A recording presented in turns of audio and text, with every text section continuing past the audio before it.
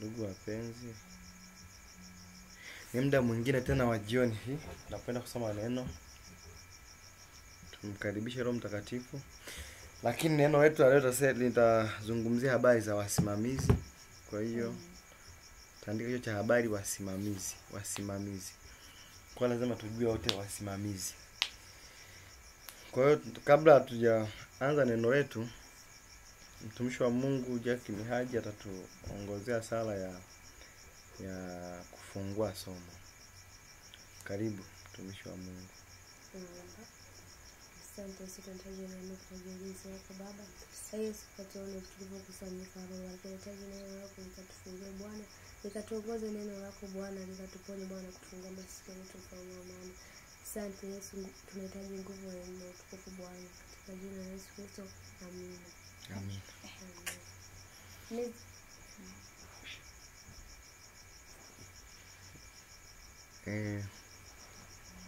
Tunashukuru kwa ajili ya neno na kutufungulia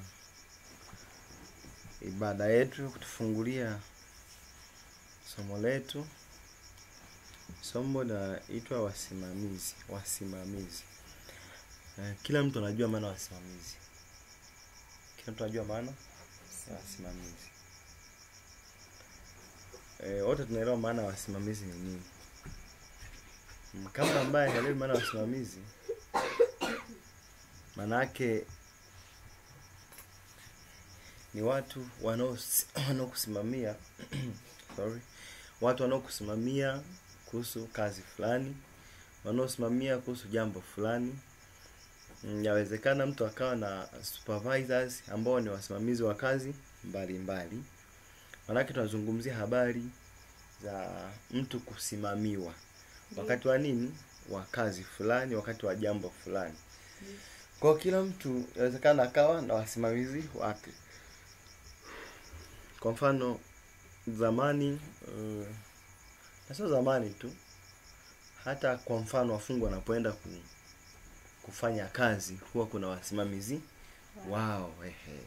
Anakuwepo askari magereza, anakuwepo nyampara mkuu pale, anakuwa anasimamia ile kazi. Sasa hata kwenye kazi mbalimbali kuna supervisors kwa ajili ya kusimamia ile kazi. Na msimamizi anaweza yawezekana akawa ni bosi mwenyewe. Msimamizi inawezekana akawa ni bosi mwenyewe. Ndio.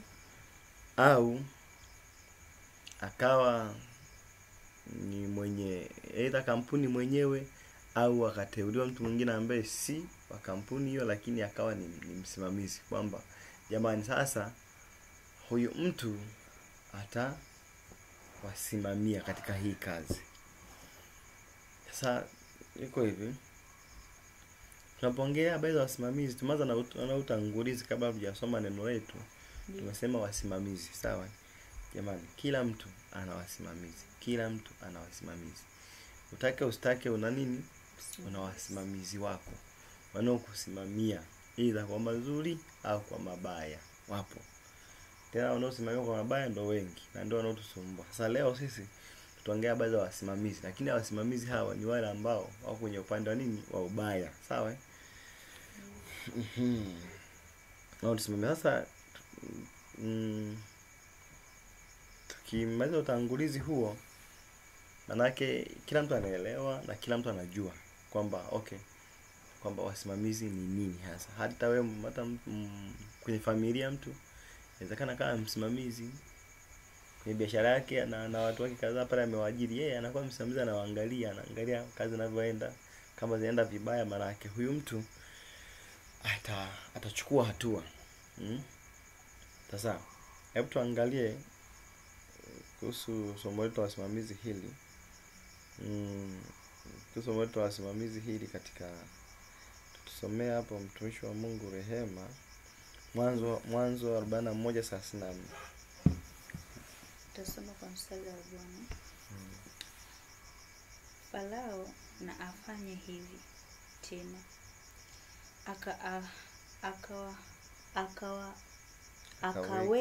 akaweke wasimamizi juu ya nchi, na kutoa sehemu ya 5 katika nchi ya Misri. Katika miaka hii 7 ya kushiba.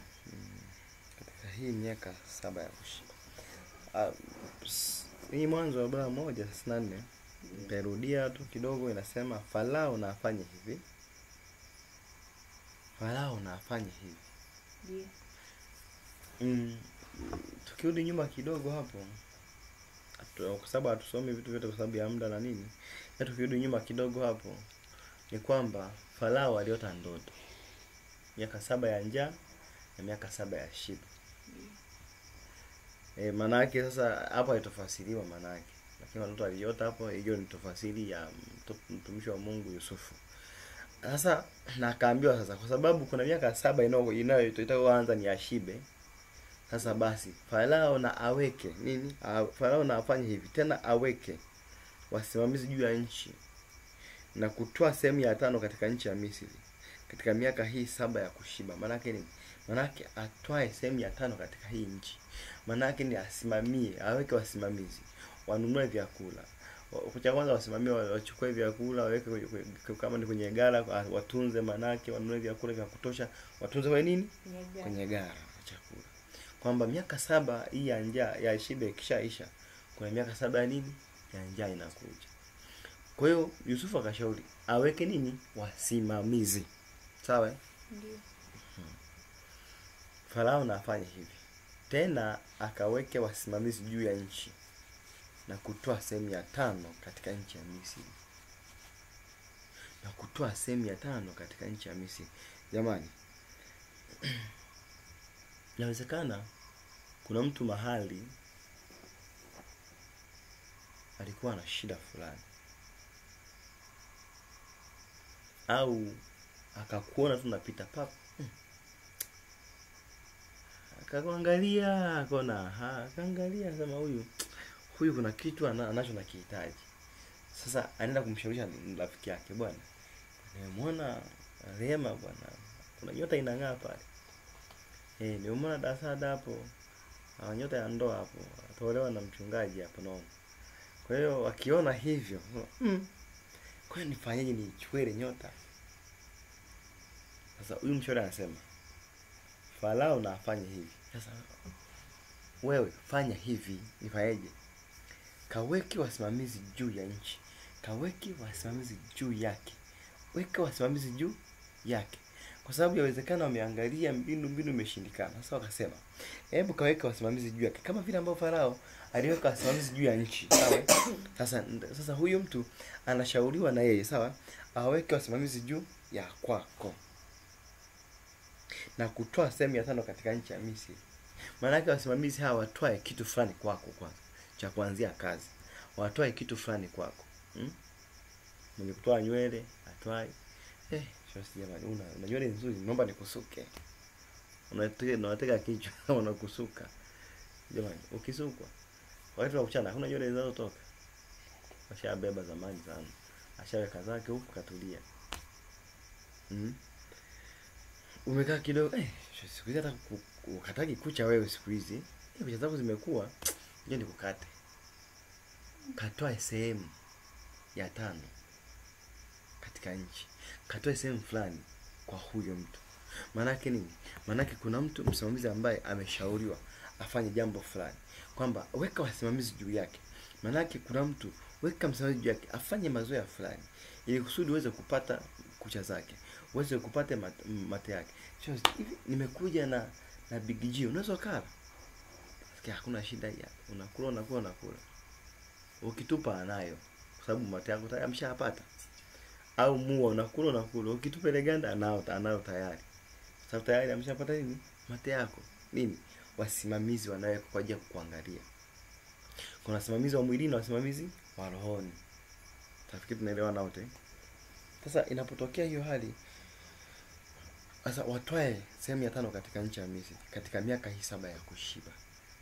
Watoe katika hii miaka ya kushiba.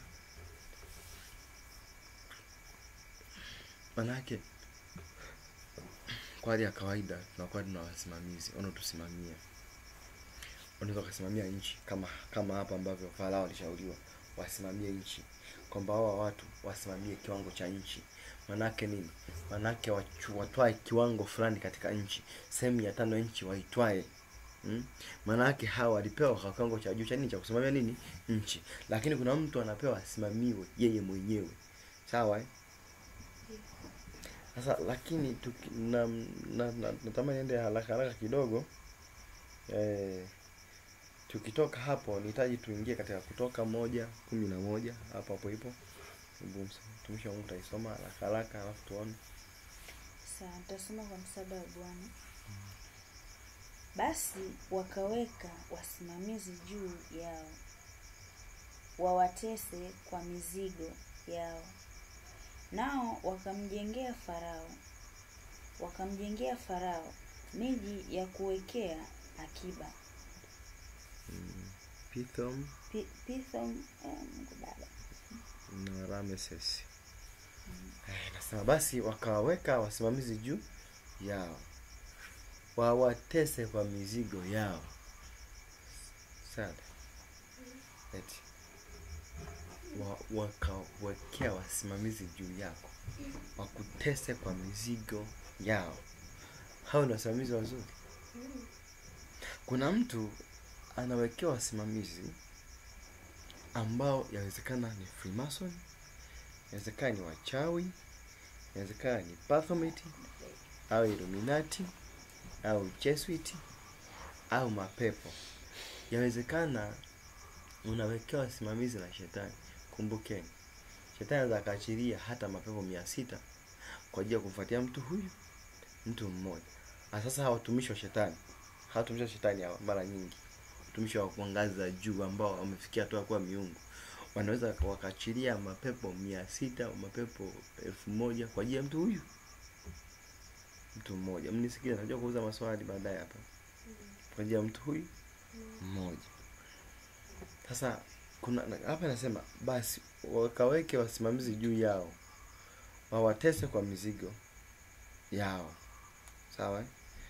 Wawatese kwa mizigo yao. Basi waweke wasimamizi juu yako, wakutese kwa mizigo yao. Wanakutesaje? Kwa mfano sasa jamani, kuna mtu yawezekana unaenda kulala, lakini kuna msimamizi ambaye umewekewa. Unanisikia leo? Ndio. Maana hauko hapa. Kuna wasimamizi ambao yawezekana ukawa umewekewa. Kuna mtu yawezekana akawa anasimamiwa na mizimu ya nyumbani kwake au ya nyumbani kwao ya ukoo wao. Hiyo mizimu kazi yake inachokifanya, kwa mfano, hawasimamie wasisome. Hawasimamie wasifanikiwe. Manake mizimu imepewa kazi ya kwamba jamani, sisi hapa katika ukoo wetu, katika familia yetu, ni kwamba tumeambiwa tusimamie hawa watu wasifanyeje, hawa watu wasisome. Manake ukisoma ni shida na huwezi ukafanikiwa, kwa sababu tayari kuna wasimamizi watafanya juu chini usifanikiwe kusoma. Na hata ukisoma kuna wengine hawa watu wasome kweli, lakini wasipate kazi. Unakuwa na wasimamizi wengi ambao wanahakikisha haupati kazi. Utapiga fire, utanena kwa lugha, lakini upati kazi. Kwa nini? Kuna wasimamizi. Wakikushindwa wewe, wanaenda wakatakia kwa ajili nini? Kuna wasimamizi nyuma yako wamekusimamia huduma isiende, wamekusimamia kazi usipate, wamekusimamia usisome, wamekusimamia usipate fedha, wamekusimamia usifanikiwe. Mwisho ni hapa, wamekuchorea mstari. Huwezi ukaenda zaidi hapa. Jamani, mfungwa huwa na mstari wake. Hawezi kwenda zaidi ya pale alipoambiwa kwenda. Mfungwa anakuwa na nini? Na mstari wake. Wale wasimamizi ndio wanamwambia, bwana, nitakiwa ulime mpaka hapa, nitakiwa ufanye hivi, ufanye hivi. Nitakiwa kwa hiyo wanakusimamia kwenye kila nini? Kwenye kila jambo lako, kila kitu chako wanakisimamia. Namna unavyokula, namna unavyovaa, namna unavyoishi, namna unaongea na nani, unakutana na nani. Tuliongelea hiyo jambo siku moja hapa. Kwamba mtu anaweza kaa yuko gerezani. Kwa hiyo wale wasimamizi wakawa wanakuchagulia mpaka watu kuongea nao. Nini? Kuna watu wamewekwa kusimamia maisha yako yote. Kuna mapepo yamewekwa kusimamia maisha yako yote. Tumesema kuna wasimamizi hao ambao mara nyingi unakuta sana unakuta ni mapepo mara nyingi sana. Wasimamizi upande wa shetani ni mapepo mara nyingi. Lakini hawa mapepo hao kuna watu ambao hawa watu ni wachawi. Tukizungumza habari za wachawi tunamaanisha kwamba ni wote, haijalishi ni wachawi wadogo au wakubwa. Ni wote kwa pamoja ni wachawi. Haijalishi ni wachungaji, haijalishi ni manabii, haijalishi habari za mafuta ya upako, maji ya upako, kuuzauza hayo mafuta ya upako hayo, wengi wao wale ni wachawi. Wengi wao ni wachawi. Wengi wao, japo sio wote, ila wengi wao ni wachawi. Kwa nini? Sasa hao watu hao wanaweka wasimamizi. Yawezekana mchungaji, yawezekana nabii akawa ni mchawi, akakuwekea wasimamizi kwa sababu wewe, yawezekana wewe ukawa una nyota yako ya peke yako. Kwa hiyo unawekewa wasimamizi ili kusudi waipate ile nyota yako, waitumie kwenye madhabahu yao. Sawa? Kwa hiyo watakuwekea, kama hawataweza kuikamata, maana yake hawa wasimamizi inabidi kwanza kukufanyia vitu, utende dhambi ili kusudi wakukamate vizuri. Kwa mfano, huyu msimamizi kaambiwa, nenda kwa Rehema, nenda kwa Sada, tunataka nyota yake ije tumike hapa madhabahuni kwenye kikilinge chetu hiki, kwa sababu ni nyota ya huduma. Sasa tukipata ile, manake tumepata kila kitu. Kwa hiyo sasa wanatuma mapepo. Wanaweza kutuma mapepo ya utambuzi, wanaweza kutuma mapepo ya utambuzi. Mara nyingi tunaelewa kila mtu kwamba haya mara nyingi yenyewe ni habari ya utambuzi. Unakuwa kama walivyo waganga wa kienyeji wanaopiga ramli. Manake yanakuwa ni mapepo ya utambuzi ambayo yanakuwa yanatabiria watu vitu. Unaweza kukuta nabii anatabiri, lakini kumbe anatumia nini? Unaweza nabii anatabiri, lakini anatumia nini jamani? Mapepo ya nini? Ya utambuzi. Kwa hiyo lazima uwe makini sana. Hao sasa wanakuwa ni baadhi ya wasimamizi ambao wanakuwa wamekusimamia kwamba sasa tunataka nyota yake, tunataka kitu chake tukimiliki. Manake lazima tuweke wasimamizi juu yake. Sasa tunaongea baadhi ya wasimamizi. Hapa kuna mtu anawezekana kwenye familia yake kuna wachawi wametuma mapepo ya msimamie huyu mtu maisha yake yote, kwamba huyu mtu asifanikiwe. Yawezekana katika familia yake wanaabudu mizimu, na ile mizimu anataka kwenda kinyume na mizimu. Kwa maana yake nini? Inamfuatia na msimamia. Ukitaka kwenda kinyume na sisi, wanakushughulikia. Kwa nini? Kwa sababu ya hatima ulionayo. Sasa kila mtu ana wasimamizi. Kuna mtu ana wasimamizi mahali fulani, kuna mtu ana wasimamizi mahali fulani. Kwa mfano, kuna mtu kusoma hakuna shida, wewe soma tu, hakuna shida. Lakini kuna wasimamizi wa kusimamia kwenye ndoa. Hutakiwi kuolewa. Ukitaka kuolewa unashangaa mchumba anapata mbawa anaondoka. Nini? Kuna wasimamizi wa kwenye ndoa. Kuna mtu umesimamiwa kwenye uchumi, hutakiwi kufanikiwa. Kwenye habari zingine zote, ukiachwa hata leo, kesho unapata mume mwingine anakuoa, kesho kutwa yaani wewe ukisema achana mimi basi, kesho mwingine anakuja, kesho kutwa mwingine anakuja. Lakini zikija habari za kufanikiwa, zero distance, zero. You have nothing, huna chochote cha kufanikisha. Maana kuna wasimamizi wamekusimamia mahali fulani. Katika familia inawezekana mizimu kila mtu ana utaratibu wake. Kuna mizimu inasimamia afya. Maana yake hamtaki kupata nini? Kupata afya. Maana yake wote utashangaa kwa familia lazima ni kuugua tu, wote ni kuugua tu, wote mnaugua magonjwa tu. Akipona huyu anakuja huyu, akipona huyu anakuja huyu. Nikipona hili gonjwa linakuja lingine. Kwa hiyo unajuta kwamba afya yako inakuwa imekamatwa na hao wasimamizi wa familia, wasimamizi wa ukoo ambao mara nyingi huwa ni mizimu. Sasa maana yake ni hapa uliposoma mtumishi wa Mungu inaposema kwamba wawatese. Umeona? Yaani wasimamizi wa nchi wanasema wawatese. Basi wakaweka wasimamizi juu yao wawatese kwa mizigo yao. Maana yake wasimamizi wanavyowekewa sio kwa ajili ya jambo lingine isipokuwa nini? Ya kuteswa. Umeona? Kwa hiyo hawa maana yake wawatese kwa mizigo yao. Hakuna mchawi atakayeleta wasimamizi wakupe raha. Hamna. Wewe mfungwa, unatakiwa ukafungwe. Jamani, usimamiwa kabisa mchawi akupelekee wasimamizi upate raha kweli? Eti. Haiwezekani. Wakutese tena kwa nini? Kwa mizigo. Wakutese kwa nini? Kwa mizigo. Kuna watu wamechukuliwa misukule, wanateseka kwa nini? Kwa mizigo. Kwani wamechukua misukule kwa ajili ya kukaa? Kwa ajili wafanye kazi usiku na mchana. Wakati mwingine usiku ucha afanye kazi. Kuna watu pia wamechukua misukule ila wanatembea wakiwa ni wasafi kabisa, ila kachukuliwa misukule. Hasa manabii hawa ndio kazi zao mara nyingi. Nakuta wamechukua misukule waumini wao. Na watembea waumini watu hapo watembea. Kuna muda tu akili inahama kwa muda tu. Ikiama kwa muda wenzao wanapiga hesabu. Nishangaa na wazazi hela nyingi.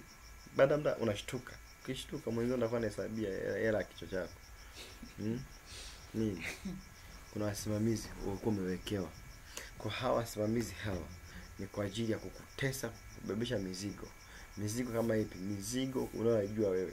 Mizigo ya kukutesa, yani wewe ni mateso. Manake mizigo ibebe, tena uteswe kwa mizigo mbalimbali. Hawa wasimamizi hawa tumesema, yawezekana mara nyingi huwa ni mapepo. Lakini kuna newa tu hawa wasimamizi. Hawa wasimamizi hawa hawaji kusimamia tu. Yule askari magereza haji kusimamia tu. Yule askari magereza kuna protocol na utaratibu maalum wa magereza husika. Kuna bosi pale sasa ambaye anatoa utaratibu. Wewe askari nenda kasimamie fulani. Wewe askari nenda kasimamie. Wewe askari wamepewa utaratibu. Manake sasa hata ndani ya ukoo, kwa mfano mapepo ya familia ambayo ni mfano wa mizimu, yanasimamia nini? Kuna bosi wao ambao ni shetani. Kaambia ukoo haka yeye, nataka ukoo kawe na magonjwa tu, yani pigeni kwenye afya, acha wafanikiwe. Au ukoo haka na roho ya mauti waandame mpaka wafyekwe wote. Maana yake ukifika miaka fulani roho ya mauti, mara roho ya mauti. Nini? Hao wasimamizi wakutese kwa mizigo. Sasa tunapoendelea katika somo letu, anasema nao wakamjengea Farao miji ya kuwekea akiba, Pithom na Ramses. Kumbuka hawa wasimamizi hawa wanakusimamia wewe ili kusudi ujenge kitu cha mtu. Umjenge mtu. Yaani wewe wakati unateseka kuna mtu anapata nini? Faida. Wakati unateseka kuna mtu anapata nini? Faida. Wakati unapata shida kuna mtu anapata nini? Anapata fedha. Kuna mtu anapata fedha. Kuna mtu anapata umaarufu. Kuna mtu anapata cheo kwa kuteseka kwako. Sawa? Ndio. Sasa tutaangalia pia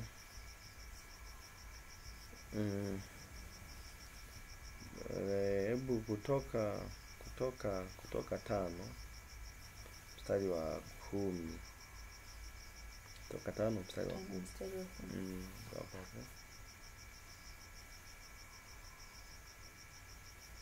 Kutoka 5. Naona 29. Kutoka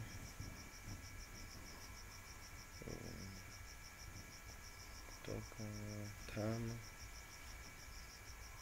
mstari wa 10. Kutoka 5 mstari wa 10. Si ndio hiyo? Kutoka 5 mstari wa 10.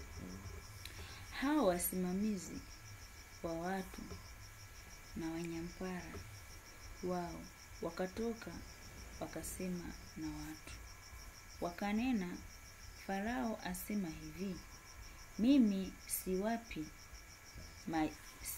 majani hapa. Hao wasimamizi wa watu na wanyampara wao wakatoka wakasema na watu. Wakasema nini? Wakanena, Farao asema hivi, mimi siwapi nini? Majani. Kipindi hicho walikuwa wanakatiwa majani. Wakati huo kabla wasomaji wa Biblia wanaelewa kwamba hawa wanaweza kipindi wanafyatua matofali yale majani walikuwa wanaletewa. Lakini saizi hawa wasimamizi, huyu bosi amesema kawaambie saizi wapi na nini, si wapi majani. Manake wakate majani wao wenyewe na waje wafyatue tofali wao wenyewe na itoke vile vile kama mwanzo. Sawa? Sasa manake nini? Kuna wakati msimamizi wako anakuja, anakuambia kabisa, shetani amesema mimi sikupi afya, mimi sikupi elimu. Yaani Farao amesema hakupi elimu, shetani kasema hakupi afya, shetani kasema hakupi elimu, shetani kasema hakupi fedha, shetani kasema hakupi mme, hakupi mke, hakupi 1 2 3. Maana yake nini? Hakupi hiyo vitu. Huyu shetani, kwa sababu hawa wasimamizi hawa wameambiwa na bosi sasa mkuu yule kwamba mwambie kabisa kwamba sitampa afya. Acha anene kwa lugha, simpi afya. Acha aende kanisani, afya sitoi. Acha aende kwa waganga, ndio msemaji, afya sifaji, sitoi. Hapati fedha, sitoi fedha. Manake nini sasa? Tunaona kabisa hapa, manake shida zako ziongezeke, taabu yako iongezeke. Hutapata chochote kile kutoka kwa hiyo msimamizi wako, kutoka kwa hiyo bosi wa msimamizi wako. Tena akasema hakupi chochote. Tukiendelea kutoka 5:14, kutoka 5:14. Kutoka 5 mstari wa 14. Nisome. Kutoka 5:14. Na wanyampala wa wana wa Israeli ambao wasimamizi wa Farao wamewaweka juu yao, wakapigwa, wakiambiwa, kwa nini hamkutimiza kazi yenu jana na leo kwa kufanya matofari kama hapo kwanza? Nafikiri tumeona hapa nasema na wanyampala wa wana wa Israeli ambao wasimamizi wa Farao wameweka juu yao, wakapigwa, wakiambiwa, kwa nini hamkutimiza kazi yenu jana na leo? Manake nini? Manake tutakaiweka ka vice versa hapa kidogo, kwamba kumbe kuna wakati wasimamizi wanakupiga. Kuna wakati wanakupiga usipotimiza kazi yao, usipotimiza kile wanachokitaka, usipokubali kufanya kile wanachokitaka. Kuna kufanyaje? Kuna kupigwa. Tunaelewa vizuri? Mara kwanza ni kwamba watuchoshe kwa kutubebea nini? Mizigo. Sasa lakini mara hii tena mara walitutesa kwa kutubebea nini? Mizigo. Lakini bado tunafanya, tunapigwa. Manake kumbe sasa wasimamizi hao wanaweza wakakupiga. Wakupigaje? Kumbukeni Ayubu alipokuwa anapata shida, alipigwa na magonjwa, alipigwa na majipu. Manake aliteswa kwa kupigwa na majipu na magonjwa mbalimbali. Sasa kwa mfano, na ndio hapo tunaposema kuna mtu yawezekana ukapigwa na magonjwa, ukapigwa na hali ngumu ya kimaisha, ukapigwa na hali mbaya, ukapigwa na shida mbalimbali, ukapigwa na madeni, ukapigwa na kwa nini? Wanasema hujafanya kazi yako inavyotakiwa. Kwa lazima tukupige. Unataka ufanikiwe ili iweje? Habari za kwenda kanisani ili iweje? Kwa kadri unavyozidi kwenda kanisani na kwenye maombi, ndipo unapata shida, ndipo unapigwa zaidi. Unasema haiwezekani. Sasa tunapomalizia haraka hapa, tumejua kumbe wasimamizi pia huwa wanapiga, wanatesa na wanapiga na wanabebesha mizigo watu. Maana yake kuna mizigo ambayo unaibeba wakati mwingine si ya kwako, ni mizigo ya kwao unabeba wewe. Maana yake na wewe pia sasa unabeba mizigo, unateswa na unapigwa. Sasa utapigwa kwa nini? Kwa magonjwa tumesema. Unaweza kupigwa kwa laana na mikosi. Unaweza kupigwa kwa hali ngumu yoyote tu ile, lakini ni kipigo. Maana yake ni kama adhabu. Sawa? Ni kama adhabu. Sasa tukiendelea, naomba nisomee Esther 2 mstari wa 3. Esta 2 mstari wa 3. Esta 2 mstari wa 3. Ni hapa. Esta 2:3. Esta 2 mstari wa 3. Naye mfalme aweke msimamizi katika majimbo yote ya ufalme wake, ili kuwakusanya pamoja mabikira vijana wazuri wote, waende Shushani ngomeni, kwenye nyumba ya wanawake, mikononi mwa Hegai msimamizi wa nyumba wafalme mwenye kuwarinda wanawake, tena wapewe vifaa vya utakaso. Amen. Nasema sasa kidogo jamani wapendwa, tunamalizia hapa. Tunamalizia hii Esta 2 mstari wa 3. Inasema, naye mfalme aweke wasimamizi katika majimbo yote ya ufalme wake, ili wakusanye pamoja mabikira vijana wazuri wote, waende Shushani ngomeni, kwenye nyumba ya wanawake, mikononi mwa Hegai msimamizi wa nyumba wa mfalme, mwenye kuwalinda wanawake, tena wapewe vifaa vya utakaso. Manake nini? Manake kuna mtu hapa yawezekana kwenye familia kuna wasimamizi ambao inawezekana ni ukoo wanasimamia wanawake tu, kwamba hawa wanawake hawataki kuolewa. Tumeona hapa kwamba mwenye kuwalinda wanawake, manake huyu msimamizi kazi yake ni kulinda nini? Wanawake. Tena wanawake mabikira. Wanalindwa wanawake, tena wanawake mabikira. Huyu msimamizi huyu kazi yake ni kulinda wanawake. Sawa? Sasa yawezekana katika familia yenu ukija kuangalia vizuri, inawezekana kuna wanaume wanalindwa au wanawake wanalindwa na wasimamizi wenu ambao inawezekana ikawa ni mizimu, inawezekana ikawa ni wachawi, inawezekana ikawa ni chief satanisti wale wa ngazi ya juu, lakini wanalinda nini? Inawezekana wakawa wanalinda wanawake, inawezekana ikawa wanalinda wanaume, inawezekana ikawa wanalinda wazaliwa wa kwanza. Hapa tumeona kumbe wanalinda specific kabisa, kwamba huyu jamaa huyu analinda nini? Analinda wanawake specific kabisa. Asawezekana katika ukoo wako au katika familia yako wakawepo wasimamizi ambao wanawinda au wanawinda hawa watu, wanakulinda wewe usifanikiwe, kwamba lazima huyu tulinde asifanikiwe. Manake huyu mtu lazima tulinde lango lao la mafanikio. Tunalilinda tu lango la mafanikio, hataki kufanikiwa. Tunalinda wazaliwa wa kwanza wote. Wazaliwa wa kwanza hawataki kufanikiwa, hawataki kupata 1 2 3. Manake tunalinda specific locations. Tunalinda mahali fulani, tunalinda watu fulani. Tunalinda kama ni watu wa kiume tu, ni wa kiume tunalinda kwenye familia, kwamba wasioe au wasifanikiwe. Kama ni watu wa kiume tu tunawalinda wale watu wa kiume. Kama ni wa kike tunawalinda. Tena wanasema hapa mabikira, manake kuna mtu ambaye yawezekana wewe bado kabisa hujaanza kazi. Yawezekana wewe kwenye kazi ndio bikira. Yawezekana wewe kwenye elimu ni bikira. Bado hujaanza elimu lakini ushaanza kulindwa kwamba usifanikiwe kwenye elimu yako.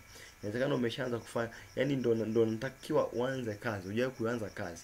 Cha ajabu wanakulinda kabla hujaanza hiyo kazi.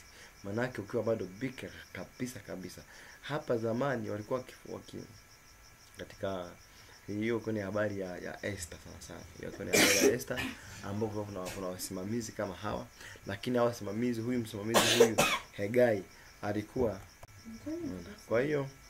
Kwa hiyo huyu mtu kazi yake ilikuwa ni kulinda wanawake. Tena anaowalinda wanawake hawa ni mabikira. Kwa hiyo yawezekana katika ukoo au familia kuna mapepo au wasimamizi wako wakalinda sehemu husika, sehemu fulani. Wakalinda usipate, usitoboe. Unaweza kufanya juu chini, ukajuza imekwaje. Mbona wenzangu wanafanikiwa kirahisi sana lakini mimi nashindwa kufanikiwa? Kuna wasimamizi wako ambao hawako halali. Kuna wasimamizi wako ambao wanakusimamia wewe. Hutakiwi kufanikiwa hata kidogo, hata siku moja. Maana yake mafanikio yako wewe yanalindwa. Kabla hujafanikiwa, ambao ndio bikira wako, kabla hujafanikiwa tayari wameshawahi haraka sana kwenye malango. Wanalinda, wanakulinda wewe. Mwisho wa siku nini? Kumbe katika familia, angalia sana. Angalia familia yako. Angalia watoto wako. Kuna watoto wengine ambao tayari aidha, angalia watu kwenye ukoo wenu wanaolindwa na watu design gani. Kuna watu ambao wana kitu cha Mungu ndani. Kuna watu ambao wana upako ndani. Lakini cha ajabu, hawa watu wamelindwa wasitoboe, wamelindwa sana. Wakalindwaje? Wakapewa tabia za ajabu, wakapewa tabia za ulevi, wakapewa tabia za uzinzi, wakapewa tabia za kusengenya, wakapewa tabia za ajabu. Wanalindwa ili wasifanikiwe, ili kusudi hati ya mashtaka iwe inanyanyuliwa kwa ajili yao. Sasa tukiwa tunamalizia pia, sasa maana yake tukishamgeukia Bwana, tukimgeukia Mungu anasemaje kuhusu tukishamgeukia? Anasemaje? Cha kwanza anasema badala ya shaba nitaleta dhahabu, katika Isaya 60:17. Isaya 60:17. Tenda tu haraka. Badala ya shaba nitaleta dhahabu, na badala ya chuma nitaleta fedha, na badala ya mti shaba, na badala ya mawe chuma. Tena nitawafanya wasimamizi wako wawe amani, na hawa kutozao fedha kuwa haki. Maana anasema nini? Anasema atafanya wale wasimamizi wawe kwako wawe amani. Maana wawe na amani kwako. Maana wasikutese. Wale wasimamizi, maana usiteswe na wasimamizi. Na ndipo Mungu anasema hawa wasimamizi wako watafanya kwa nini? Kuwa amani, wasikutese. Lakini pia tukiwa tunamalizia hapa, Kutoka 3:7 inasema, Kutoka 3:7 inasema, Bwana akasema, hakika nimeyaona mateso ya watu wangu walioko Misri, nami nimekisikia kilio chao kwa sababu ya wasimamizi wao, maana nayajua maumivu yao. Bwana akasema, hakika nimeyaona mateso ya watu wangu walioko Misri, nami nimekisikia kilio chao kwa sababu ya wasimamizi wao, maana nayajua maumivu yao. Bwana anasema sasa nini? Tunapomgeukia Bwana baada ya kuteswa na wasimamizi, baada ya kupigwa na wasimamizi, baada ya kunyanyaswa na wasimamizi, baada ya kusumbuliwa na wasimamizi, Mungu anasema sasa kwamba tunapomgeukia anasemaje? Anasema kwamba hakika ameona mateso yetu. Tunateswa na wachawi, tunateswa na waganga, tunateswa na Freemason, tunateswa na kila vyama vya kichawi. Na akasema nami nimekisikia kilio chao. Amekisikia kilio chetu kwa sababu ya wasimamizi wao, kwa sababu ya wasimamizi wetu, maana anajua maumivu yao, anajua maumivu yetu. Sasa Mungu hapa anasema kabisa kwamba ukishamgeukia, ukiona mateso yamezidi, ukiona wachawi wanakuandama, ukiona waganga wanakuandama, ukiona nguvu za giza zimekuandama, Mungu ukamgeukia Mungu, anasema kwamba nimeona mateso yao. Ameyaona. Kwa hiyo ameyasikia. Kwa hiyo maana yake nini? Maana yake Mungu anatuahidi kwamba kwa kuwa ameona mateso na kusikia kilio chetu, na kusikia nini? Kilio chetu, kwa atafanya nini? Ndio kuangalia atakachokifanya Bwana. Anasema maana nayajua maumivu yao. Anajua maumivu yetu tunayo yapata kutokana na wale wasimamizi wanaotusimamia. Mungu anajua maumivu tunayofanyaje, tunayoyapata. Sasa kama lazima ujichunguze kwenye maisha yako, jichunguze vizuri sana. Uangalie wewe hawa wasimamizi wamekusimamia wapi? Je, wamekusimamia kwenye afya? Je, wamekusimamia kwenye kazi? Je, wamekusimamia kwenye ndoa? Wamekusimamia kwenye uchumi? Wamekusimamia wapi? Kwenye kazi, kwenye lolote? Kwa hiyo kila mtu hapa anajua wao wasimamizi wamemsimamia wapi. Wengine hawazai, wamesimamiwa na wasimamizi wasizae. Wengine manake ni sasa hawapati mimba, wamesimamiwa wasipate ujauzito. Wengine hawafanikiwi chochote kile, ni kwa maana kuna wasimamizi ambao wapo. Sasa wewe jitafakari ndugu yangu, uangalie ni wapi hao wasimamizi wamekusimamia wewe. Tena wasimamizi Mungu anasema amekisikia kilio chetu. Na anasema hakika ameona mateso yetu. Maanake ameona mateso yetu, akasikia kilio chetu. Maanake baada ya kuteswa sana tukaanza kulia. Tulivyoanza kulia, Mungu akasema, nimeona mateso na nimesikia nini? Kilio. Kwa hiyo leo tunapoenda kuomba, lazima tuangalie mambo yafuatayo. Cha kwanza, lazima tuombe rehema na toba kwa ajili ya familia zetu, kwa sababu mpaka tunasimamiwa na hao wasimamizi, maanake aidha wazazi wetu au sisi wenyewe tulifanyaje? Tulilegalega mahali. Kwa hiyo wasimamizi wakaja, wachawi wakatushambulia, Freemason wakatushambulia, au wote ambao ni mafreemason walitushambulia kwa sababu tulilegalega mahali. Hatukuwa na neno, hatukuweza kulipata neno. Na ndio maana wakatudanganya, tukalegalega mahali. Sasa Mungu anasema ameona mateso yetu na amekisikia kilio chetu. Sasa manake nini? Manake baada ya hapo tukishaomba rehema kwa ajili ya wasimamizi hawa, achia damu ya Yesu Kristo ikaturehemu na kututakasa.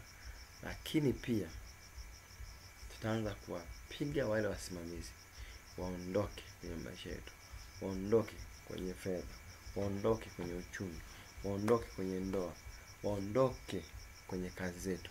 Hawa wasimamizi hawa, japo kuna wakati wanaondoka kwa maumivu, lakini wafanyeje? Waondoke. Sawa Kwa hiyo Bwana amesikia kilio chetu. Wewe mwenye kilio cha muda mrefu, Mungu amekusikia.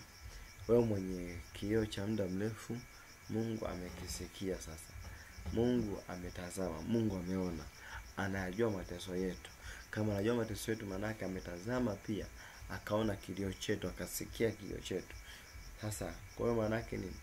Manake hapa kama Mungu amesikia, hakuna haja ya kuendelea kukaa ndani na wasimamizi. Hakuna haja ya kuendelea kusimamiwa na wasimamizi, wakati Bwana ameona maumivu na amesikia nini? Kilio. Kwa hiyo kwa mtiririko wa maombi utakuwa ni huu. Lazima ujiombee rehema kwanza wewe na familia yako na ukoo wako wote, kwa kuwa wote walishiriki. Sasa lazima kuombea rehema, lakini pia nao tulivyosema, tutaomba pia kwa ajili ya hawa wasimamizi hawa. Maanake tutafukuza wasimamizi wote kwenye maisha yetu. Kama kuna mchawi ndi msimamizi wako, tutamuondoa. Kama ni Freemason, msimamizi wako atatoka. Kama ni mganga, msimamizi wako atafanyaje? Ataondoka. Kwa hiyo mtumishi wa Mungu, wapendwa, asanteni na mtaomba na Mungu atawabariki sana. Mimi niwaage sasa. Naweka mikononi mwa Mungu kwa usiku huu. Mungu awalinde, awatakase katika jina la Yesu. Amina.